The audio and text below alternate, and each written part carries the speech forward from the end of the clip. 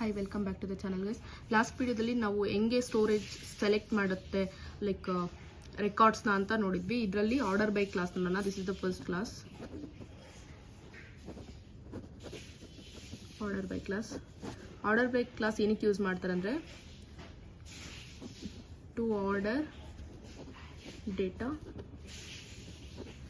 present in a table based on one or more columns.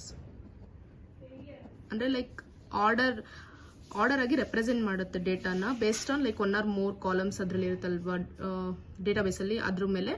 So that ಇದು ಯಾವ basis ಮೇಲೆ order ಮಾಡುತ್ತೆ ಅಂದ್ರೆ ನಾನು ಪ್ರೀವಿಯಸ್ ವಿಡಿಯೋದಲ್ಲಿ ಹೇಳಿರೋ ತರ ಕಂಡೀಷನ್ಸ್ ಕೊಟ್ಟಿದ್ದಿಲ್ಲ ಅದೇ ತರ. ಫಸ್ಟ್ ಲೈಕ್ ಏನು null value, then special character, then number, then alphabet ಆ ಥರ. This is first point. Next ನೋಡೋದಾದ್ರೆ ASC ಮೀನ್ಸ್ ಅಸೆಂಡಿಂಗ್ ಆರ್ಡರ್. ಇದು ಏನಕ್ಕೆ ಯೂಸ್ ಮಾಡ್ತಾರೆ ಅಂದ್ರೆ for ascending order. Then DAC which means descending order. If in case ಈ ascending descending ಏನು ಕೊಟ್ಟಿಲ್ಲ ಅಂದ್ರೆ ಡಿಫಾಲ್ಟ್ ಆಗಿ ಸ್ಟೋರೇಜ್ ಅಸೆಂಡಿಂಗ್ ನ ತಗೊಳುತ್ತೆ. Then at last like descending. ಒಂದು ಸಿಂಟ್ಯಾಕ್ಸ್ ನೋಡೋದಾದ್ರೆ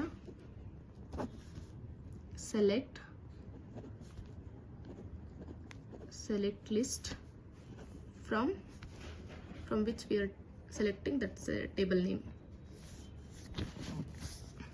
Next one question nodona, like it is possible to specify multiple column in order by list.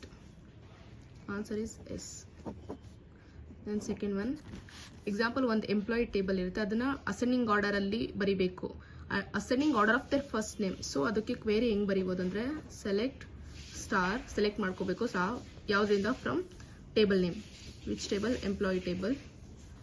Then ನಾವೇನ್ ಮಾಡ್ತಿದೀವಿ order by f name. So order by clause use ಮಾಡಬೇಕು. Order by f name.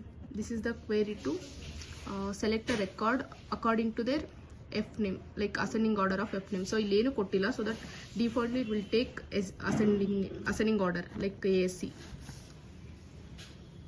Then okay, next descending, other descending order alli baribekandre select star from employee order by F name. Descending order na mention ಮಾಡಬೇಕು. Okay, so